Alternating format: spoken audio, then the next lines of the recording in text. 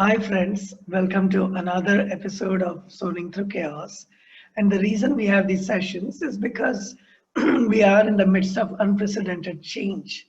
Every day there's talk about, is the pandemic over or is it not? Should we start businesses or should we stay shut? If we stay shut, then people don't have work. And that depresses us. There are a lot of challenges to keeping the economy closed. So with all this, I mean, even our world leaders are trying to grapple with the situation. It's easier to finger point and say, she doesn't know what she's doing, he doesn't know what he's doing. But the reality is none of us really know exactly how to respond. And amid all this, I find that there are people who have been through this journey of living through chaos, who have learned the hard way on how to find their ground. And therefore, I'm talking to many of them, community builders, people who have survived challenges, what we can learn from them, what we can learn from each other. And one of them I met over the last few years is Allison Mintz. Allison, how are you? I'm doing pretty well today. I'm doing good. I'm in India right now, and you're in DC. Is that correct?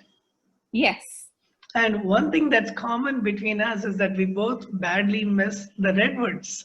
Allison literally grew up in redwood country, right on the edge of Stanford in Woodside, California. And we lived there, my wife and I lived there for 4 years, and it's a difficult thing to let go of, isn't it? it is very difficult. So So tell us I'm about very your life. You were literally brought up in the redwoods. Tell us what it was like, growing up in the redwoods and everything. well, it was at the time when I was a kid, I just thought it was sort of fun to be able to play in the redwoods.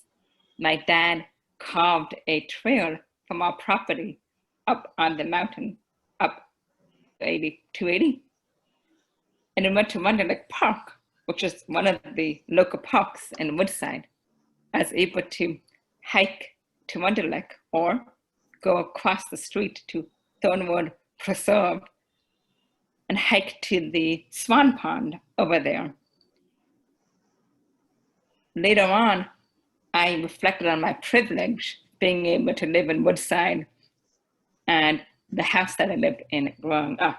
But as a kid, it was just very fun to have a tree house, to have trees to play hide and seek in, to have trees to play with my friends in at the time.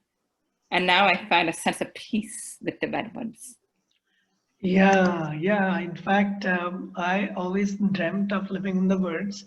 And as you remember, after the 2008 slowdown, the slow recovery in the US, it was slow in the woods because the rest of the valley recovered very fast with Facebook and Google and all growing. But nobody wanted to be in the woods anymore because it was too far and people didn't want to drive and so on. So I said to my wife, it has been my lifelong dream to live in the woods. So we spent literally 4 years, more than 1,000 days. And initially I should talk to the woods, and later I started listening to the redwoods, thousands of years old in some cases. So, Allison, it must have been difficult to leave the redwoods after being there most of your childhood and until you became an adult, right? You were there in Woodside. Well, I was off and on. My twin and I were born at 27 weeks at Stanford University Medical Hospital. We did not walk until we were 2 years old. We did not speak until we were 2 years old either. Doctors, using their conventional wisdom, thought that my twin is named Elizabeth, that we would never graduate from college, high school. They thought that we'd need to be in a special disabled community for our whole lives. Luckily, between my own ingenuity and my own hard work, along with my mom's ability to never give up and give us everything we needed, as well as my dad's work ethic to make sure we had all the resources we needed. I was able to learn how to walk even though it was late. I got some occupational therapy, physical therapy. I did speech therapy. But the reason I bring this up is that in high school, I went to Woodside High School for 1 year. I realized that the school was not for me. Prior to high school, I went to school at Corte Madera, which is in Portola Valley. Oh, yeah. Where we lived, the district lines were odd, even though I could have gone to Woodside. Because I lived up on Fox Hill, I went to the Portola Valley schools. There, we were reading books and doing materials that were very intellectually stimulating. Then I went to Woodside. Because of my learning disabilities, I have some disabilities in terms of visual perception. I also have hand-eye coordination issues. While I'm a smart person, it takes me a longer time to learn things. I have to work twice as hard as many people. As a result, I couldn't be in the advanced placement English class. I was placed in the regular English class. We were reading books in the regular English class that I had read in 6th and 7th grade. Moreover, there were people in the English class who couldn't even form full sentences. Given also that I would never be able to pass mathematics, the classes, as well as the California exit exam, I told my mom I wanted to go to another school. But none of the schools in my area were appropriate for me. I therefore made the difficult decision to go to Eagle Hill School in Hardwick, Massachusetts. Oh, this was in high school. So you actually had to leave Woodside during that time. Oh, okay. I did not realize that. My first day of school was September 11th, 2001. Oh my God. My parents flew back that day. Luckily, somebody at the school had told them to go from Hartford, Connecticut, instead of Boston, Massachusetts. Oh my Otherwise, God.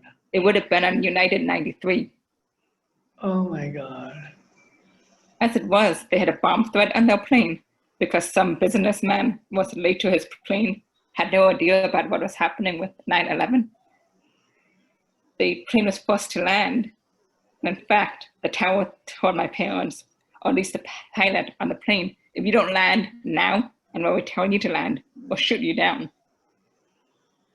Wow. But sorry for that segue, but this high school, Eagle Hill, is a special school for students who have disabilities, non-behavioral disabilities, who are high functioning, who just need an additional push with certain subjects or life skills lessons. I was challenged in English areas. I took a Holocaust class. I took a British literature class. And then my hand was held for mathematics classes and science classes. Oh, okay. So the left side of your brain, I mean, was that where the so-called linear logical areas, you needed a little more hand holding? Exactly. I mean, I still had to do the work. They didn't do the work for you or anything. No. But the help I needed.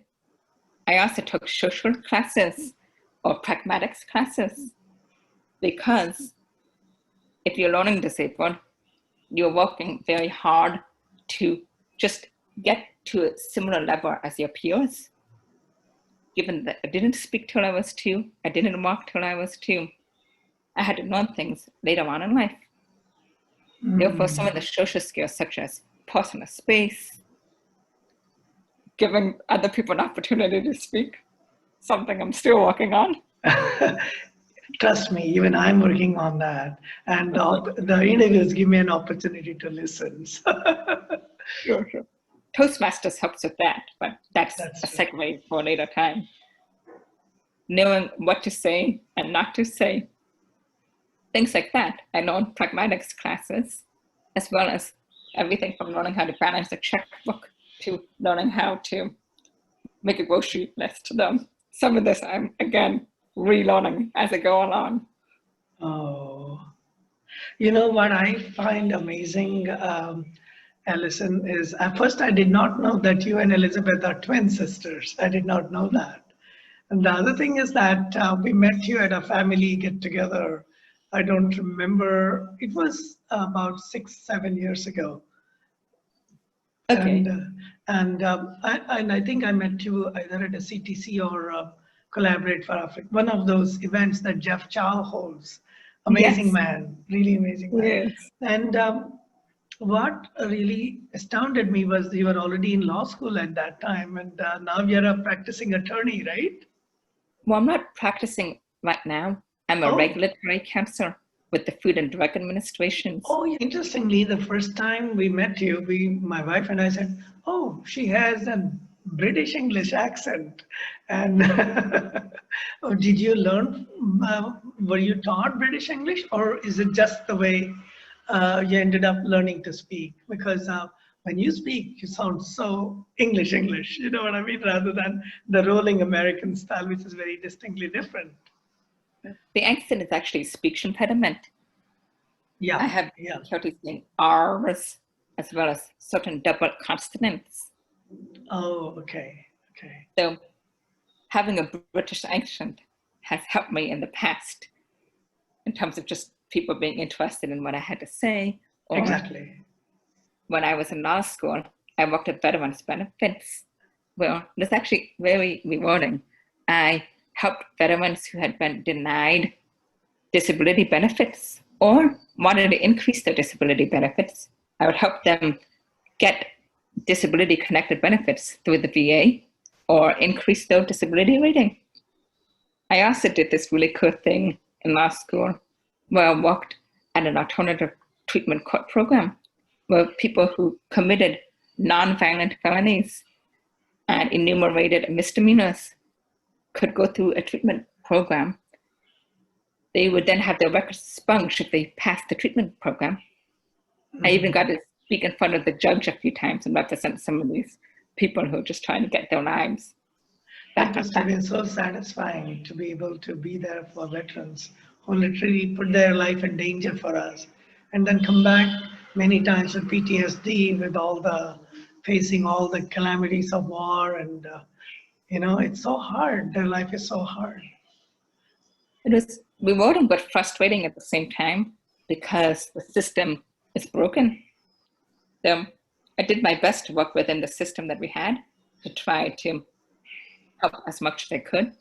And some of it was just giving a voice to the veterans, people who had not been heard for many years. Yeah, my daughter has been studying restorative justice, and unfortunately, I don't think we have that in the United States yet. There are just semblances of restorative justice in certain other parts of the world, including some parts of Europe. But it's high time we consider restorative measures than punitive, isn't it? I agree. Well, we have it in some locations in the United States as a program you could take, these treatment court programs, including drug treatment programs, veterans treatment programs, things like that are examples of restorative justice. Donna should consider maybe doing a study of some of those treatment programs. That the balance is good because it doesn't allow people who are dangerous or violent to go out into the society, but people who maybe made a mistake or just need an extra help in hand get the help they need. Yeah, yeah. So very interesting because we got to know you when you were in law school, and I remember even at that time you had a very strong philanthropic side to your work. I don't remember, but you had taken either a gap year or something like that, and you were working on some kind of helping people. That's all I remember. It's been a Yeah. few years, several years. After graduating from, I should say this differently, after graduating from college and before going to law school, I served for 27 months in the Peace Corps in Mongolia. Wow, wow. That must have been quite an experience. My son just returned from Tanzania, right, with the Peace Very Corps. cool. Unfortunately, the Peace Corps people were all recalled earlier because of the pandemic this year. But I hope it's part he of this loved support it. program. Yeah, he taught mathematics in villages in Tanzania. So what did you do in when you went to the Peace Corps? What was your service? I was in youth and community development in Arvaikheer, Mongolia, which is in between Russia and China. You mentioned that your son was in Africa. Funny story.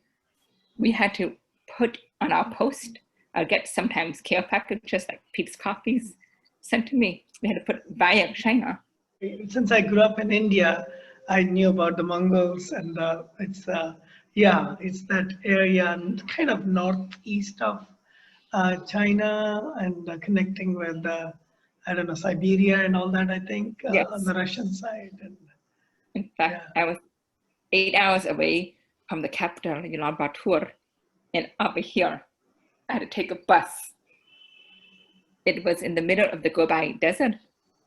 I worked at the Arvaikheer Youth Development Center and Book Bridge Library with a woman named Ogna, who she's actually the way Peace Corps works is you train for 3 months in the language, the customs, the culture, as well as your sector. I was in youth and community development. Well, I had done some work with youth in the US, such as in college, working with poor youth in Inglewood, California. They teach you how to work with the youth specifically in Mongolia. For example, the boys in Mongolia needed more empowerment in many cases than the girls because of alcoholism issues. Boys tended to maybe become more susceptible to becoming alcoholics, and therefore they needed more empowerment than some of the girls. But I worked at a youth center that I helped, it was opening. I didn't really help establish it, but I helped open it. Nonetheless, I was there on opening day and everything. Some English scouts helped create the English library part. And I have to say, my 3 proudest moments were because of my learning disabilities. Often disabled youth in Mongolia were kind of casted away, kept at the home. In fact, when I was told by Peace Corps, don't ever tell them you have a disability or you'll be shunned. That's For the first true. year, I complied with this. I showed everyone that I belonged there. Then I told people about my disability, and we created the region's first disabled youth club. For the first time. Amazing, really, wow. I have worked with quite a few people with mainly blindness, visual impairment, from minor visual impairment all the way to completely with zero visibility. And I can tell you one thing, what we don't have enhances other senses and other ways of living. So these people, especially as you said, there are many high functioning blind people, but because they cannot see, it's seen as a handicap, and they're treated like they're not smart. Even the word for not being smart is dumb, which is another disability. Again, we see that people who cannot speak are dumb. They're not intelligent, and again, all these misconceptions. Yes, I agree. And for the first time after we paired disabled youth with non-disabled youth, which gave exposure and experience to both, we taught them English. My supervisor and counterparts, colleagues, taught them Mongolian, and I taught them some social skills because I learned that in my high school, which is kind of fun and went full circle. We played everything from 3 flags up to learn sportsmanship and sharing to other games. Some of my students won English Olympic awards. At the very least, they were seen in the community for the first time. Wow, that's amazing. but then also presenting at the National Teaching English as a Second Language Conference in the capital was my other proudest moment in Peace Corps. Wow. By the way, Mongolian language, is it similar to Mandarin or is it very different? No, it's different because Mongolia came from everyone calls him Genghis Khan, but didn't know. At least the Mongolians call him Chinggis Khan. Chinggis Khan, yeah. The information, the Mongolian language comes from the Cyrillic alphabet, at least the modern language, the Mongolians language before Russia got involved had its own language because they were around even before Russia. Therefore, somewhat based out of Russian, given the fact that they occupied Mongolia, or at least it is part of the Soviet bloc. I think I'm saying that correctly. Yeah, Soviet Union, Soviet bloc, exactly. Yeah. Then they became independent. Therefore, there's Russian influence, but they also have their own definite language. And so their language is quite distinctly different from both Russian as well as from Mandarin and other languages of Southeast Asia then.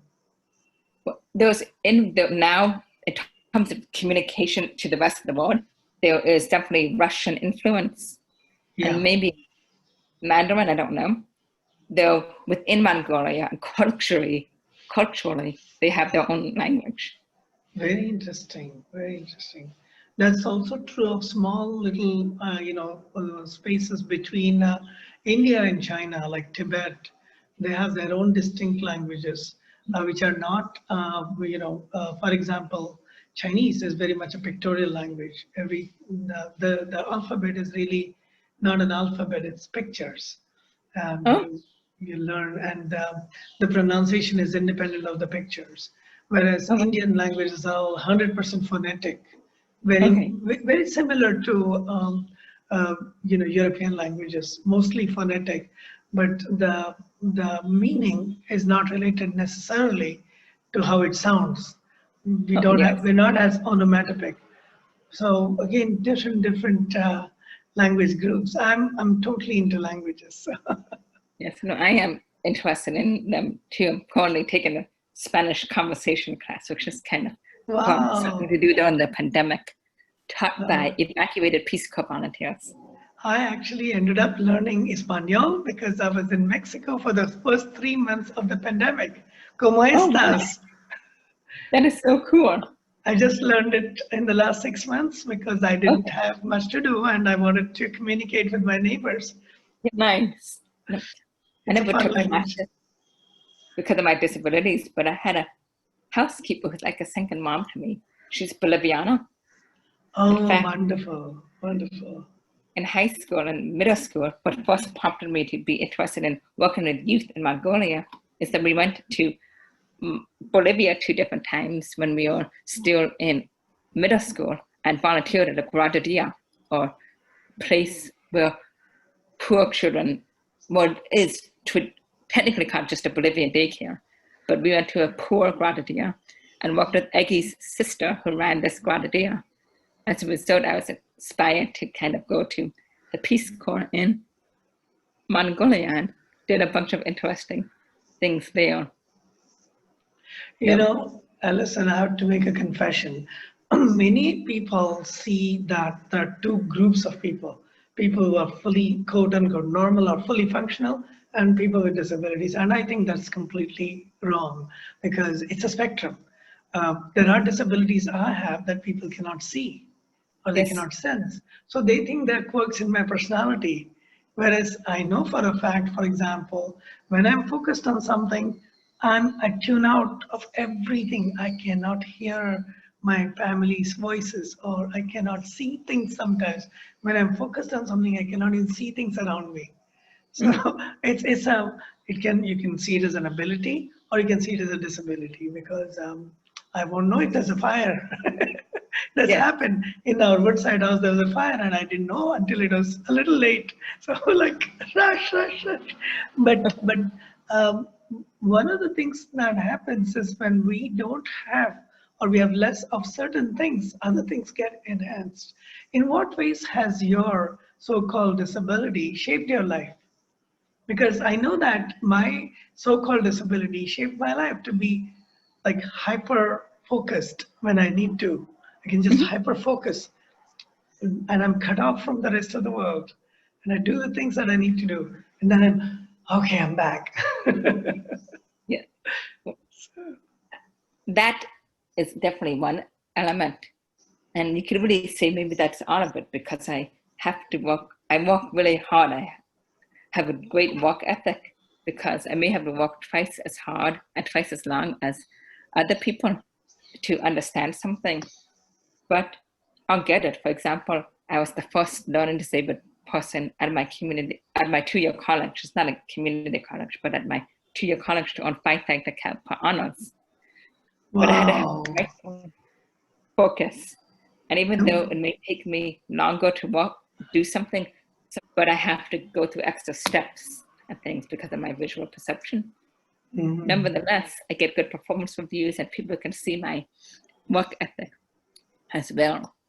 Therefore, mostly my disability has given me a tremendous work ethic, the capacity to never give up.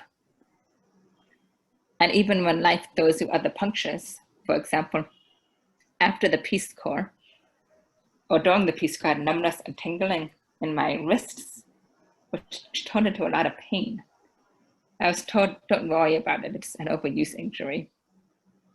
And it went away for a while, but then it came back with a vengeance.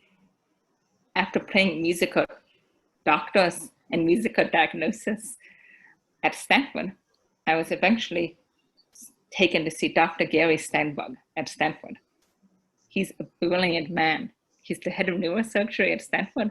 Yes. He saved my life in 2019 or 2018, I forget, or sometime recent. I'm trying to keep it out of my mind. But he's doing this stroke study too, where there's a woman who couldn't speak or raise her hands above her head or walk for 2 years.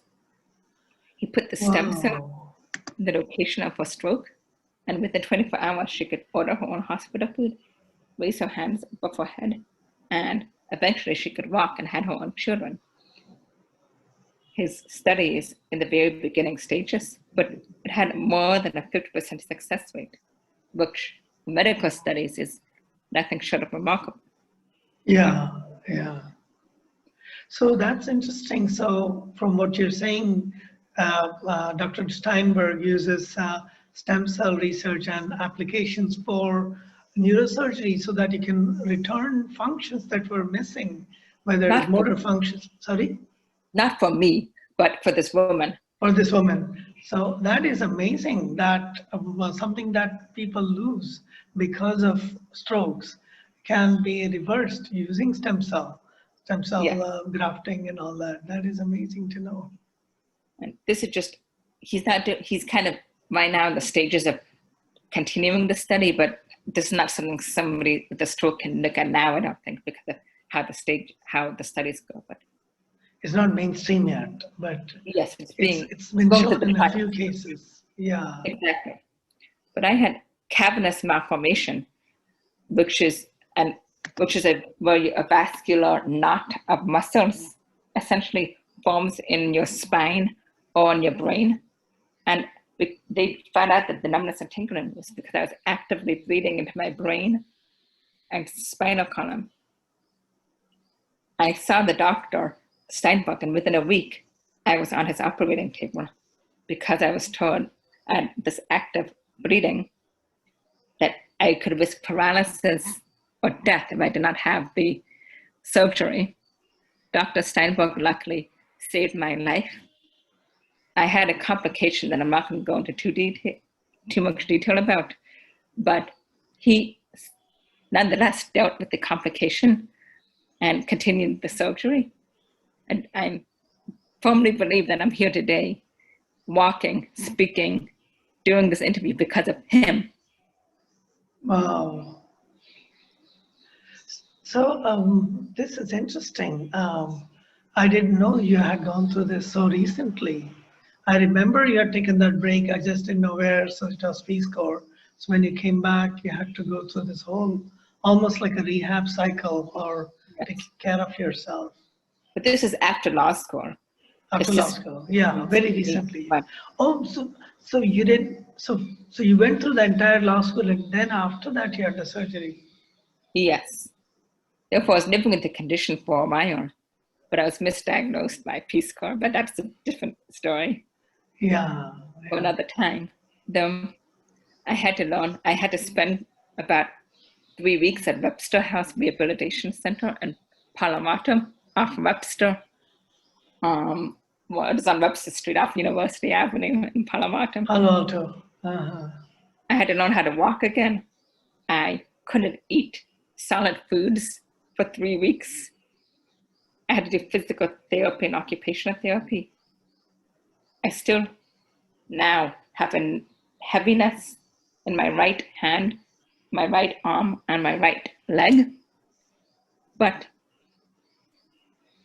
if you ever are in a neuro situation, then I'd recommend you do neurophysical therapy and neuro occupational therapy, because that made a big difference in my recovery.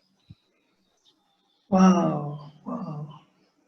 In fact, one of the things I follow is Dr. Ramchandran's research on phantom limbs and how when certain body parts are not there or they function differently, how using mirrors, the left and the right can be synchronized. And there's so much research. This is probably the most interesting area of research right now, how the brain can heal itself and therefore can heal the rest of the body. And yes, how the neuroplasticity, So you've actually experienced it more than twice in your life, at least twice in your life. You experienced what it's like to go through almost retraining yourself. That is a miracle. it is. And I myself kind of find more genetics as well as stem cell research to be very fascinating with how it can help us, because I ended up having cavernous malformation could either be sporadic or it could be genetic. I had the genetic type CCM2. My dad was patient 0. What is interesting is that I don't see even an iota of feeling like a victim when I talk to you. You have suffered, you have gone through challenges, but I don't see you saying, oh, I wish life was different. Oh, I wish I did not have this situation. I find you saying, this is what I went through and this is who I am. And yes, it's harder. And guess what? I'm going to do it. I've never seen you even once. The first time I met you, as I said, we did not even know you had any kind of disability or special ability. We saw you as with a different accent, with a British accent, or maybe like British Germanic accent, or we had no clue. True. So you've not let any of this to kind of, it's very easy to say, oh my God, I'm in trouble. Like right now during the pandemic, oh my God, I'm not getting this and things are going not right. And what did I do to deserve this? I don't see that in you. Can you tell us how you handle with the emotions that come when you know that you're differently able from others, and how are you able to handle that? Well, more recently, I have a journal where I write a thorn and a rose, and I try to count my blessings. For instance, I'm supposed to be in Japan right now, and privately I write down my feelings and things that may or may not be appropriate, but I write down my feelings and get them out. But then I think, hey, I'm disappointed. I should be in Japan right now, but I have a job, I have an apartment, I have a cat. I'm trying to look at all the good things in life. And even with my disability, even though it may be shocking to people, if I had the opportunity to get rid of my disability, I don't think I would, because it has made me who I am. It has made me have a great work ethic. It has made me have empathy for other people, or sympathy, or both, because there's some difference between empathy and sympathy, but I think I have both. And it just has helped me kind of go past challenges. I must have applied to over 200 jobs before I got this job where I am now. I wish I were practicing law not doing my work, this code work, because it's not exactly what I want to do, to put it diplomatically. Then I have a job. It's a stepping stone. I did well enough for a year to get a raise. My people appreciate my work ethic. Or maybe I shouldn't say that, but should I? Given the fact that I did well enough to get a adequate performance grade, then I'm just using this as a stepping stone, realizing that sometimes you may not be where you need to be in life. Sometimes you have to take a few steps back. Then eventually you either get to where you need to be, or I don't believe in organized religion, but I believe in a higher power. And I believe, well, in two things. I believe that there's a higher power that kind of guides us, but you also have to take the life and by its horns and do your own thing and make your own luck. And I think that those two beliefs kind of help to take me to where I am right now. Yes, yes. It's amazing because especially right now with the pandemic and pretty much in full swing, we've seen so many people die or be tested positive, and the whole healthcare system is in jeopardy right now because it's strained, and doctors, nurses, everybody is taking some amount of risk to save us, right? And it's complex, but it has created a lot of distress. Do you have any suggestions for people who are going through difficult times, whether it's a healthcare crisis or a lack of a job or financial resources, or just general anxiety, general worries? Because from what I've heard, the number of people feeling anxious and depressed has quadrupled during this pandemic. And this is not just in the United States, it's worldwide. I see the same thing right now that I'm in India, visiting India.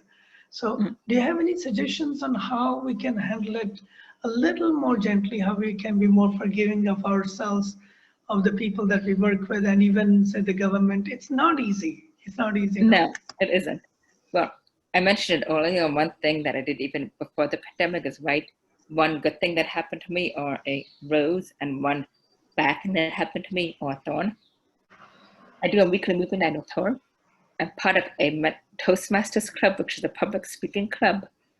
I was able to rejoin my first original club in Menlo Park, the Menlo Park Toastmasters. I do Spanish classes. I also now, more recently, watch sports. I go outside and exercise when I can. In fact, I'm lucky. They're not the Redwoods, sadly, but I live right near Rock Creek Park, which is a national park. And in fact, I have a trail that goes off from my property, and I'll go hike that sometimes and hug the tree. Wow.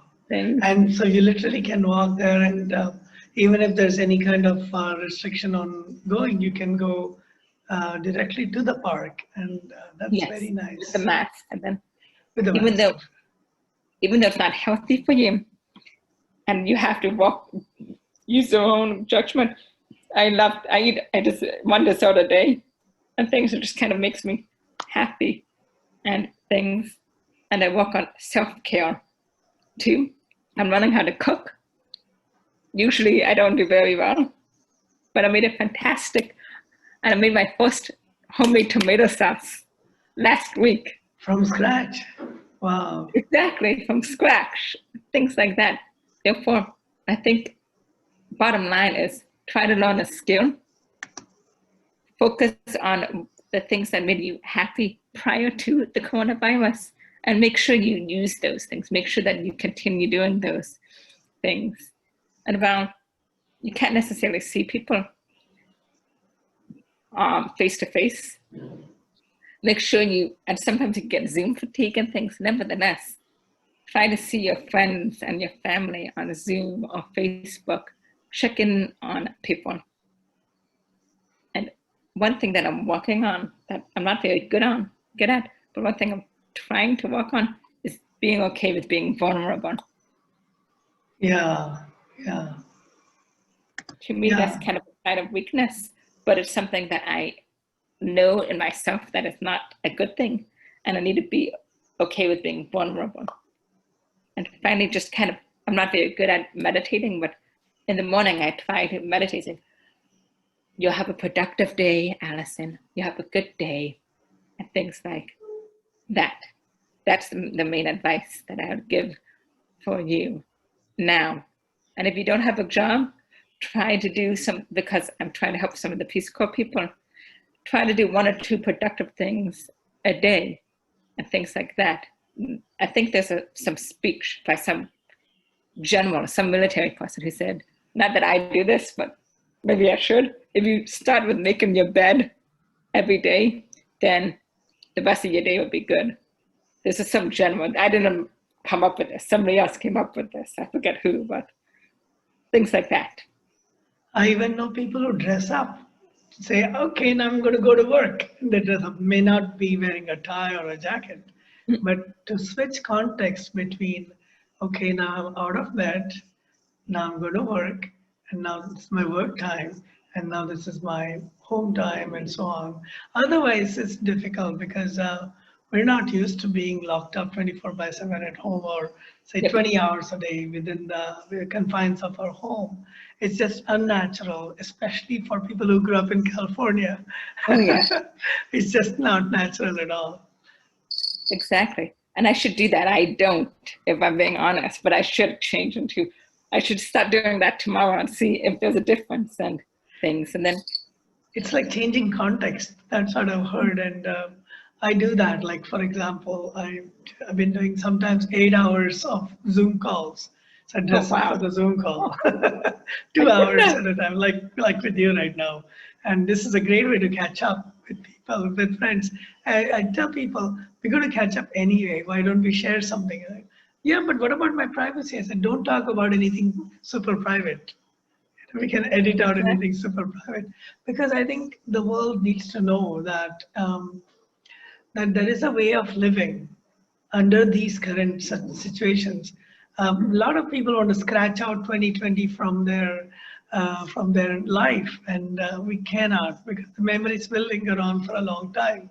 yes. So why not say hindsight is 2020 and learn from it, rather than dismiss it as saying it's the bad period of my life. It is a constrained period of our life. We are being given, constraints. We cannot just take off, and if we do, then we are taking a lot of risk, as Allison said. So why not find a way to make the most of? At least we're not in jail, At least we don't have that on our Social Security record that we were put in prison or jail. So we are much better off than many other situations. No, I agree with you. It's important to focus on some of the positive. Well, there are definitely aspects that are likely to kind of toss away, I have to not see the likes, such as not being able to go to Japan, not being able to see my mom and my siblings. It'll be more than a year that I won't see them with this pandemic. This is the first year I won't have gone to California at least once. Wow, first year, totally away from California. It is, but at the same time, I'm closer with my friend Lauren. In fact, I saw my first Japanese anime show, A Whisper Away, last week. I was able to rejoin my Toastmasters Club in Menlo Park.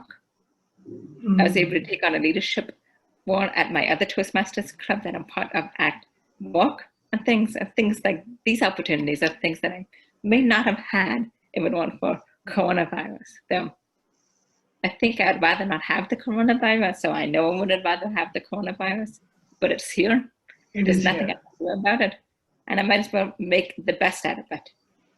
Yeah, I would not have learned cooking also.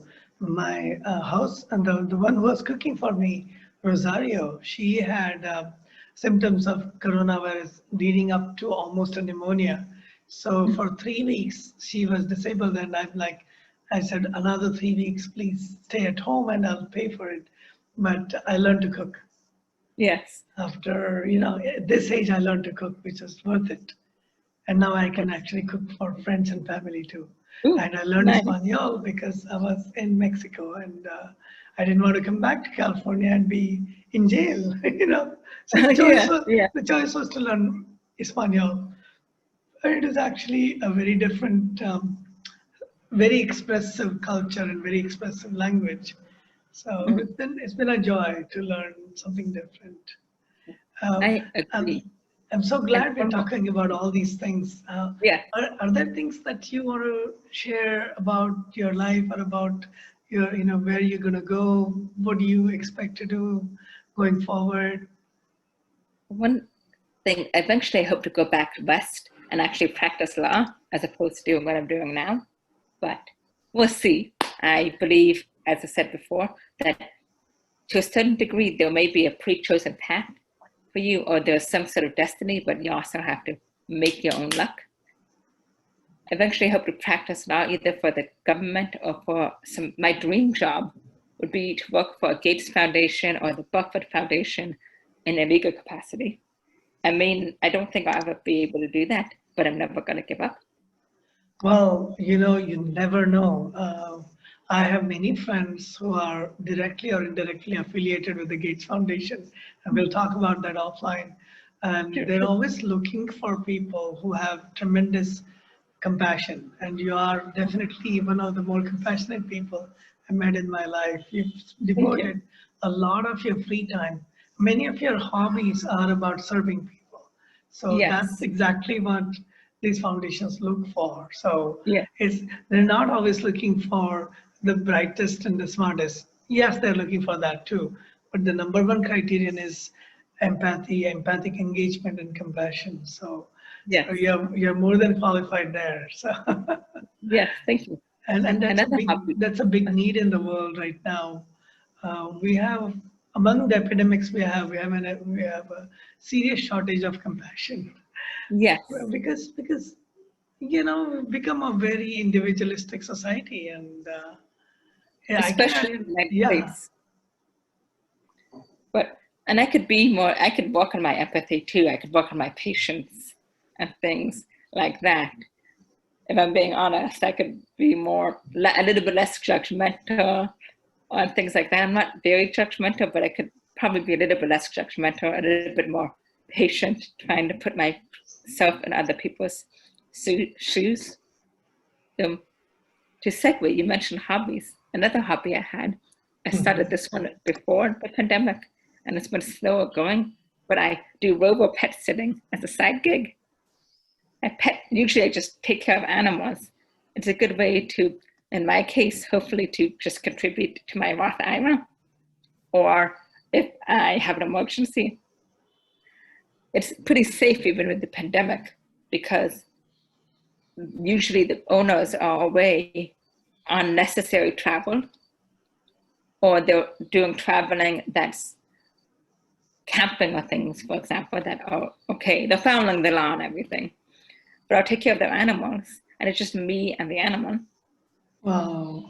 Even if I have to meet the people, most of the time we meet online now. I used to meet people in person, but we Also, meet that's online. called robo pet sitting. So you Yes. actually meet the animals online? No, well, I used to go to the people's homes and meet them there, but now with Yeah. coronavirus, I could do everything online. So most of the people I'm helping now are repeat clients, or I'll go to somebody's home and we're socially distanced. So you do a meet and greet. There's a benefit of Rover is that the people come to you. Pet sitting with Rover, it's an app that kind of connects people with animals and allows you to pet sit in exchange for connecting you with the clients. Have you always had a keen interest in both nature as well as animals and birds, plants? Did you always, was it growing up in Woodside was part of it? Because I Yes. know I've seen exotic animals in my backyard or front yard, Yep. living in Woodside, animals that I don't even know their names of, Mm-hmm. birds that I've never seen again. But Yep. it really changed my life living in the Redwoods. Me too. Me too.